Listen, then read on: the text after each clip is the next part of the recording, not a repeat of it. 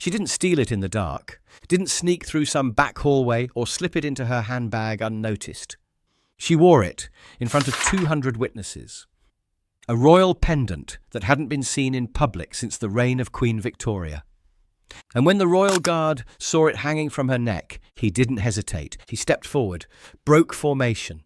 And what he did next, it didn't just remove Queen Camilla from Windsor Castle. It rewrote the rules of royal inheritance. Before we show you exactly what happened that day, make sure you're subscribed with notifications on, and drop a comment below telling us where you're watching from. Because this wasn't just a theft, it was an insult to the late Queen's memory. The late afternoon sun was doing that thing it does at Windsor, slanting through the ancient oaks and casting shadows that make you forget what century you're in. It should have been one of those quiet days that tourists never see. No fanfare, no press corps camping outside the gates. Just a small delegation of Canadian diplomats getting the VIP treatment, complete with proper tea service and all the pomp you'd expect from a castle that's been doing this dance for nearly 1,000 years. Warrant Officer Elias knew these quiet days well. At nearly 60, with more years in the Coldstream Guards than most people spend in any career, he'd become part of the furniture at Windsor. Not literally, of course, though sometimes the tourists treated him that way, snapping photos like he was another piece of the crown jewels. But there was something about Elias that made you take a second look. Maybe it was the way he carried himself, or maybe it was those pale blue eyes that seemed to see more than they let on. He was positioned just inside the south vestibule that afternoon, standing beneath stone arches that had watched over kings and queens since before America was even a thought. The Canadian delegation was being shepherded through the tapestry corridor by Olivia Marchand, the senior collections archivist, a woman who knew every painting, every piece of china, and every secret these walls held. Everything was going exactly as planned until the Range Rovers showed up. 3 of them, pulling into the inner courtyard without any of the usual ceremony. No flags, no advance notice. Just the kind of arrival that makes palace staff nervous, because it means someone important is improvising. And improvisation in royal circles usually means trouble.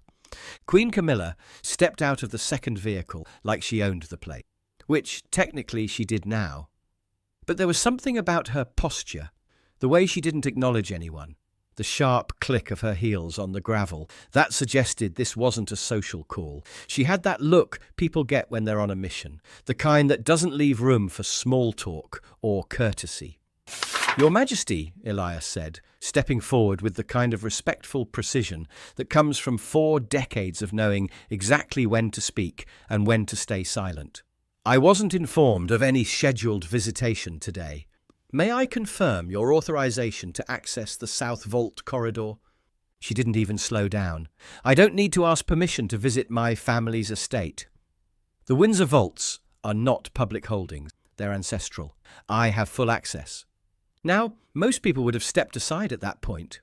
After all, she was the Queen Consort, and royal hierarchy is about as flexible as granite. But Elias had been around long enough to know the difference between authority and assumption.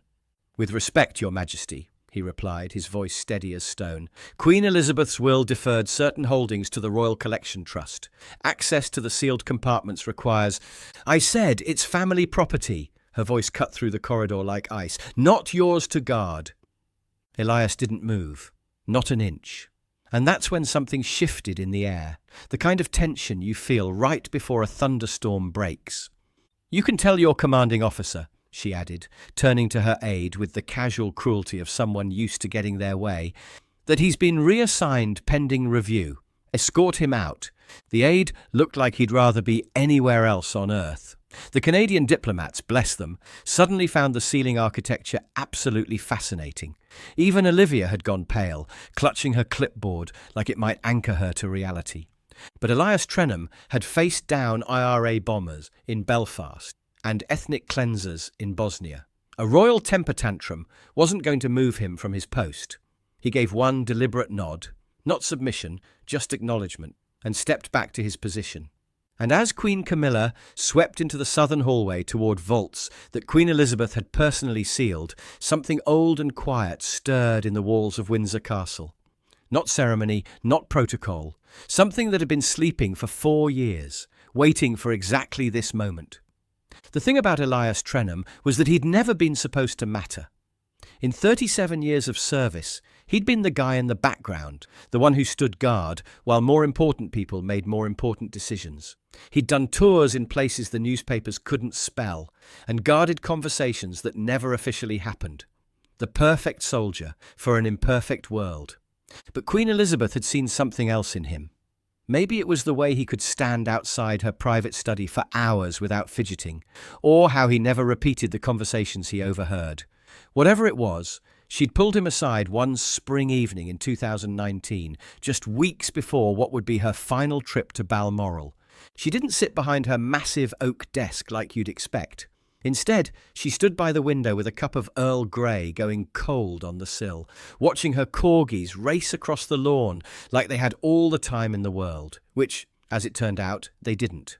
"Warrant Officer Trenham," she said in that careful way of hers, every word measured, nothing wasted. "You understand that legacy isn't made of objects, don't you?" "Yes, ma'am." He'd learned long ago that the Queen's questions usually weren't questions at all. It's made of restraint, of knowing when to give something away and when to hold it until history's ready. She moved with that slow deliberation that had come with age, crossing to a drawer in her writing desk that probably cost more than most people's cars. From it, she withdrew a brass key on a faded ribbon. No marking, no official stamp, nothing that would show up in any registry. Beside it, a cream envelope with wax that had seen better days. "This doesn't go through official channels," she said, placing both items in his gloved hands. "You won't find this key in any logbook. No one else will either." The weight of the key was surprising, heavier than it looked, like it was made of something more than just brass and responsibility. "The legacy rooms in Windsor," she continued, her voice dropping to barely above a whisper. "There are pieces there that belong to the Crown, yes. But more importantly, they belong to time. No one accesses them. Not without my voice, or yours." She didn't explain what that meant. She didn't need to. Elias had spent enough hours standing in her shadow to understand that some orders were designed to echo long after the voice that gave them had gone silent. "Understood, Your Majesty." Her eyes lingered on his face for a moment, not looking at a soldier, but at a man she was trusting with something precious. "I trust you, Warrant Officer. Even when I'm not here to say it aloud." Those were the last words she ever spoke to him privately. The key went into the inside lining of his service coat, where it had stayed through every inspection, every ceremony, every quiet night when he wondered if he'd imagined the whole conversation, but he hadn't imagined anything. And now, 4 years later, as Queen Camilla demanded access to the very space he'd been charged to protect, Elias understood exactly why Elizabeth had chosen him for this particular burden. Some secrets aren't meant to stay buried, they're just waiting for the right person to dig them up. The next morning brought the kind of silence that makes experienced palace staff nervous. Not the comfortable quiet of a well-run household, but the brittle hush that follows when something goes wrong and nobody wants to be the first to say it out loud. Elias noticed it the moment he arrived for his morning shift. Too many conversations that stopped when he walked by. Too many meaningful glances between people who usually barely acknowledged each other. Olivia Marchand was the one who finally said what everyone was thinking. She cornered him near the greenhouse entrance, looking like she hadn't slept much. "Did you hear?" she asked, voice barely above a whisper. "Her Majesty accessed the South Vault last night." Elias kept his expression neutral, but something cold was spreading in his chest. "I was told not to worry about it," Olivia continued, glancing around like she expected someone to materialize from the shadows, "that it was a domestic matter. But the entry logs—" She shook her head. "They don't add up." That got his attention. Windsor Vault access wasn't like using your ATM card. It required biometric confirmation plus an archival code, and every entry got logged automatically. The system was more paranoid than a nuclear facility. "No access notation?" he asked. "None. It's like the system never registered the door opening. But I know she was there because—" Olivia paused, looking miserable. "Because things are missing." The walk to the security booth felt longer than usual. The night duty officer, a kid who looked like he should still be asking his mother for lunch money, went red as a tomato when Elias asked for the access logs. There it was, glowing on the screen like an accusation. Door number 17A, Legacy Vault Corridor. Timestamp 2246.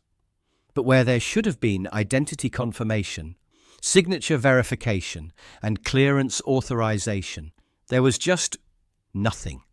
A ghost entry that shouldn't exist in a system designed never to forget. "Should I file a report, sir?"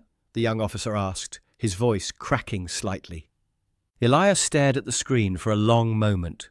"No," he said finally, "not yet." Because now it wasn't just about unauthorized access. Someone had taken the time to cover their tracks, which meant they knew exactly what they were doing. And if Queen Camilla was willing to bypass royal security protocols for whatever was in that vault, then what she'd taken was worth more than its weight in gold. The question was, worth it to whom? By late afternoon, Elias found himself in the Royal Archives, a climate-controlled fortress buried beneath the northeast wing where Olivia Marchand kept meticulous records of everything the Crown owned, had owned, or might own someday. She was waiting for him with a clipboard and the kind of expression people wear when they're about to deliver really bad news. "I triple-checked everything before calling you," she said, leading him through locked doors that opened with the kind of heavy clicks that suggest serious business. And yes, something's definitely missing. The legacy inventory chamber looked like what would happen if a library mated with a bank vault. Everything was catalogued, cross-referenced, and protected by enough security to make Fort Knox jealous. Olivia pointed to a laminated sheet mounted behind reinforced glass, a master list of items personally designated by Queen Elizabeth for what the royal bureaucracy politely called indefinite review. "Item 037-B, she read, tapping the glass with her pen. "The Snowdon Tiara. Last documented outside the vault in 1974 for an official portrait. One of only 3 pieces Queen Victoria specifically requested be kept from public display until the nation asks for them." She flipped to another page. "Item 041-F. The Lockridge pendant, added to the protected list in 2005 under Inheritance Clause 16.1. Last handled by the Queen in 2012, then locked away for what she called cultural review, whatever that means." And then Olivia reached the entry that made her voice drop to barely above a whisper. "Item 072K. One leather-bound journal, no date on the spine. The Queen's personal notation just says, 'To remain unread until the nation asks.'"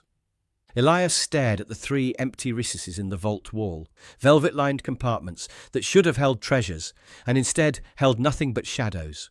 These weren't just valuable pieces. They were time capsules, locked away for reasons that probably died with Elizabeth. "The pendant alone could raise questions in Parliament if it showed up at a state dinner," Olivia said, her voice tight with worry. "But if that journal's been taken, we're not talking about protocol anymore. We're talking about secrets." Elias felt something shift inside him. Not anger exactly, but something colder and more dangerous. This isn't a misunderstanding. It's theft. "You don't think she would actually—" "Yes," he cut her off, his voice hard as granite. "I do." He turned toward the door, decision crystallizing in his mind. "Prepare your records. Document everything, but keep it offline for now." "Why?" "Because we're not filing a loss report," he said, already walking away. "We're building a case." The next morning, Elias did something that went against every instinct developed over 4 decades of military service. He bypassed the chain of command entirely, not out of rebellion or spite, but because he knew exactly what would happen if this went through normal channels. There would be discreet meetings, carefully worded memos, and ultimately nothing. The kind of nothing that lets powerful people stay powerful while the truth gets buried under a mountain of diplomatic language. So instead, he found himself in the archive basement, using a printer that probably hadn't seen action since the Clinton administration, preparing an envelope that would change everything. Inside, documentation of the missing items, time-stamped access logs, Olivia's sworn statement, and a handwritten note in his own careful script. Per Standing Order 17 of the Royal Integrity Statute, I submit this as formal notification of breach of Sovereign Legacy Protocol. Warrant Officer Elias Trenham, Coldstream Guards, Windsor Post number 22. The envelope was addressed to a name most palace staff had never heard spoken aloud, Mr. C. Havers, Royal Integrity Liaison, Royal Collection Trust. The RIL existed in the shadows of the royal bureaucracy, not military, not diplomatic, not press-facing. They were the people who preserved uncomfortable truths in a world that preferred comfortable lies. A diplomatic courier took the envelope without questions, promising signed delivery only. Within 2 hours, the response came. Not with fanfare, but slipped under his door like a classified document. We are now aware. Stand by for coordination. 4 words that meant everything was about to change.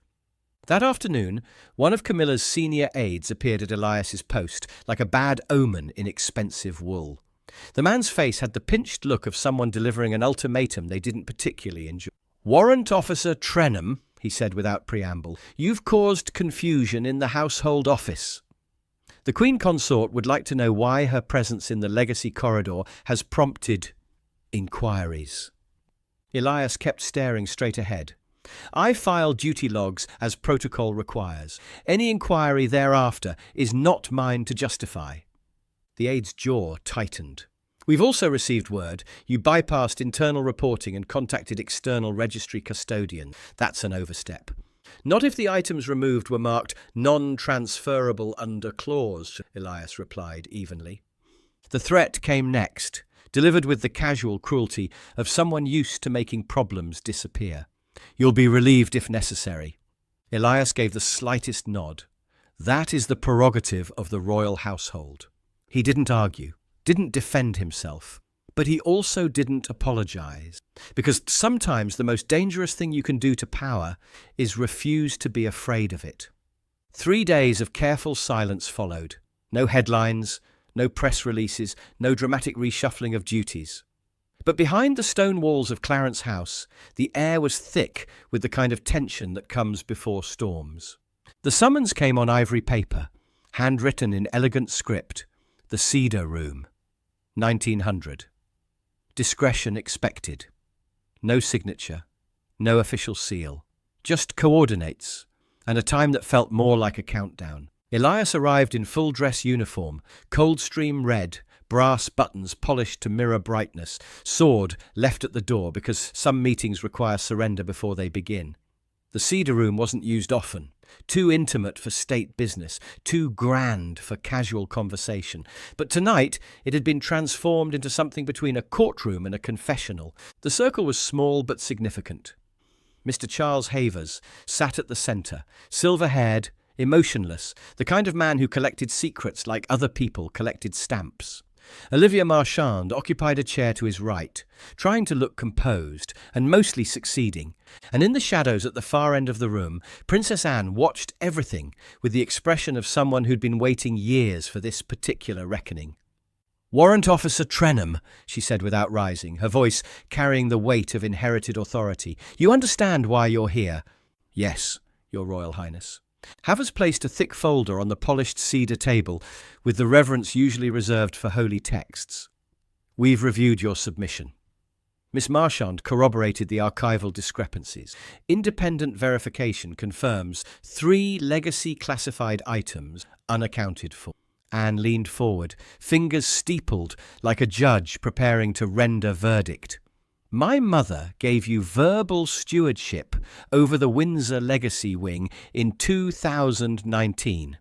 Without registry, without witnesses, is that correct? Yes, ma'am. And she told you when that duty would end? She said it wouldn't. Not until time or truth made it unnecessary. The room went still as a tomb. Anne sat back slowly, something like satisfaction flickering across her features. Then you were right to act. It wasn't praise. Princess Anne didn't traffic in flattery. It was confirmation, delivered with the kind of finality that reshapes reality. If the Queen Consort accessed those items without official record or sovereign consent, she continued, then this isn't merely a protocol breach.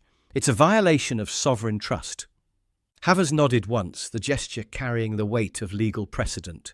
Anne's gaze fixed on Elias with laser intensity. "You'll remain at post. You report only to this table, and if this escalates—" Her voice softened just enough to suggest humanity beneath the royal armour. "I want you prepared to speak aloud what others are too timid to say." Elias had spent 40 years perfecting the art of silence, but if duty now required his voice, he would not fail her mother's memory. "Understood, Your Royal Highness." The luncheon was supposed to be routine, a diplomatic nicety to close out a week of meetings with a visiting Nordic delegation. St. George's Hall at Windsor, with its soaring ceilings and centuries of accumulated grandeur, provided the perfect backdrop for the kind of ceremonial meal that makes foreign ministers feel important and trade agreements seem inevitable. But the moment Queen Camilla entered wearing the Lockridge pendant, routine became history. The pendant caught the light like a trapped star, a pear-shaped emerald set in gold lattice that hadn't seen daylight since the reign of Edward VII. Worn against royal blue silk, it didn't just glint, it announced itself. Every person in that hall who knew anything about royal jewellery felt their breath catch. Elias saw it immediately from his position at the west wall, between the Union flag and the Windsor family crest. He'd been stationed there for ceremony, not security, or so everyone thought. But the moment that emerald caught the chandelier light, ceremony became confrontation. "Your Majesty," Elias said, his voice cutting through the crystal and silverware symphony like a blade through silk, "I respectfully invoke Section 12 of the Royal Safeguard Act." Every conversation in the hall died instantly. Forks hung suspended halfway to mouths. The Finnish ambassador actually dropped his napkin. Camilla turned toward him with the slow precision of a cat spotting movement. "Explain yourself." Elias remained steady, his voice carrying the kind of clarity that comes from absolute certainty. "That pendant is catalogued under Sovereign Legacy Register 041F. It has not been cleared for personal display. Its removal from archival custody constitutes a violation of legacy protection orders issued by the late Queen." You could have heard a pin drop in that vast hall, or maybe a crown. "Are you accusing me of theft?" Camilla's voice was ice-cold but perfectly controlled. "I am stating that under legacy protocol, the physical presentation of protected property, absent verification, triggers an institutional review." Gasps rippled through the diplomatic corps like wind through wheat. The king, seated 2 chairs to Camilla's right, might as well have been carved from stone. His silence spoke volumes that his voice couldn't. That's when Mr. Havers rose from his position near the Canadian delegation, producing a velvet-lined case from seemingly nowhere. He approached the head table with the solemnity of a man delivering last rites. "This is not an accusation," he said calmly, placing the case on the table. "It's a verification." Camilla's composure held, but her hand drifted unconsciously toward the pendant, as if suddenly realizing it had become evidence rather than ornament. The archival ledger arrived in Olivia Marchand's trembling hands, and when Havers opened it to page 041F, the silence in the hall became oppressive. "The Lockridge pendant," he read in a voice that carried to every corner of the room, "entered sovereign inventory in 1863 under Queen Victoria. Transferred to legacy-protected status in 2005 at the explicit request of Her late Majesty Queen Elizabeth II. Item designated non-transferable and non-displayable until official succession review scheduled for the year 2070. He closed the book with surgical precision. "Wearing it publicly, under current registry status, violates both archival security and heritage sovereignty." Camilla's fingers found the emerald at her throat. "I was promised this pendant, privately, by Her late Majesty." "Do you possess documentation of that promise?" Havers asked, with the gentle ruthlessness of a prosecutor who already knew the answer. "No, it was verbal." That's when Princess Anne broke her silence like a sword cutting through pretense. "My mother made no such assurance." Not about the Lockridge pendant. That piece was always considered institutional heritage, never personal inheritance. She was explicit about the distinction. Camilla's gaze flicked toward Charles, but he remained motionless, expression unreadable, hands folded before him like a prayer or a surrender. Olivia stepped forward with a weathered leather journal, its pages yellowed with age. She placed it before the king with the reverence due a sacred text. "Sir," she said quietly, "we recovered this from the same compartment as the pendant. Inside we found this." The note emerged from the journal like a ghost-made manifest. When Havers unfolded it, Queen Elizabeth's unmistakable handwriting seemed to fill the room with her presence. "This pendant is not to pass through private hands while the nation still remembers my name. It belongs to the legacy, not the lineage." The silence that followed was absolute. Even the Nordic delegation, who probably didn't understand half of what was happening, seemed to grasp that they were witnessing something historic. Camilla rose slowly, her movements deliberate as a chess master acknowledging checkmate. She reached for the pendant with surgical precision, removing it from her neckline and placing it on the velvet tray with the kind of care usually reserved for diffusing bombs. "I do not dispute the late Queen's handwriting," she said, her voice carrying across the hall like judgment, "but I question the motives of those who interpret it." The Prime Minister's aide was already making notes. Across the room, murmurs built like distant thunder, but at the head table, time seemed suspended. Until King Charles gave the slightest nod, barely a movement, just enough to shift the gravity of the room. That single gesture changed everything. There was no dramatic proclamation, no gavel striking wood, no reading of charges, just a moment when power acknowledged truth and truth demanded consequence. Elias stepped forward with the navy pouch he'd carried for this exact purpose, archival fabric lined with silk, designed to protect artifacts from the oils of human touch. He didn't ask permission, didn't announce his intention, simply opened the pouch and waited. Camilla stared at him for a heartbeat too long, and in that moment, something passed between them, recognition of what this moment really meant. Not just the return of a pendant, but the acknowledgement that some things truly were bigger than the people who temporarily wore crowns. She placed the Lockridge pendant in the pouch without ceremony, then leaned close enough that only Elias could hear her final words. "You think you've protected the monarchy," she whispered, her voice carrying the bitter weight of someone who'd fought this kind of war before. "But all you've done is make it weaker." Elias didn't reply, because in his experience, strength didn't sound like threats. It sounded like silence, held long enough for truth to surface on its own. The escort began without fanfare. No ceremonial guard, no red carpets, just Elias walking precisely 3 paces ahead, while Camilla followed with the dignity of someone who'd lost a battle but refused to surrender the war. 2 Royal Collection Trust officers flanked them, their presence more symbolic than necessary. They moved through Windsor's East Wing, down corridors usually reserved for staff and foreign dignitaries who didn't rate the grand tour. No portraits of long-dead monarchs watched their passage. No golden frames caught the light. Just cold stone, and the echo of footsteps that seemed to count down the seconds until everything changed. Palace staff noticed without staring. A maid paused her sweeping. A young footman stepped back instinctively. Even the portraits seemed to watch as the Queen Consort walked toward an exit that would redefine her place in history. At the threshold between private residence and public consequence, Camilla stopped. Not dramatically, she'd never been given to theatrics, but with the measured consideration of someone taking a final look at a life that was ending. She didn't look back, didn't offer final words or dramatic gestures. She simply stepped through the doorway and into whatever came next. The door closed behind her with the soft finality of history turning a page. Back in St. George's Hall, the constitutional machinery began its careful work of managing a crisis that would reshape British monarchy. But Elias didn't participate in those discussions. His duty was complete, his conscience clear. The Lockridge pendant was returned to its vault that evening, recatalogued under a new designation. 041-F-A, compromised, recovered. The Queen's note was sealed separately, assigned its own protective protocols. The journal remained unread, locked away until 2070 as originally intended.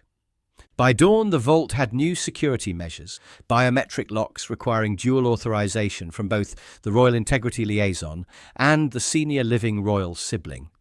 Technology in service of tradition, protecting the past from the present's temporary custodians. None of it made the evening news.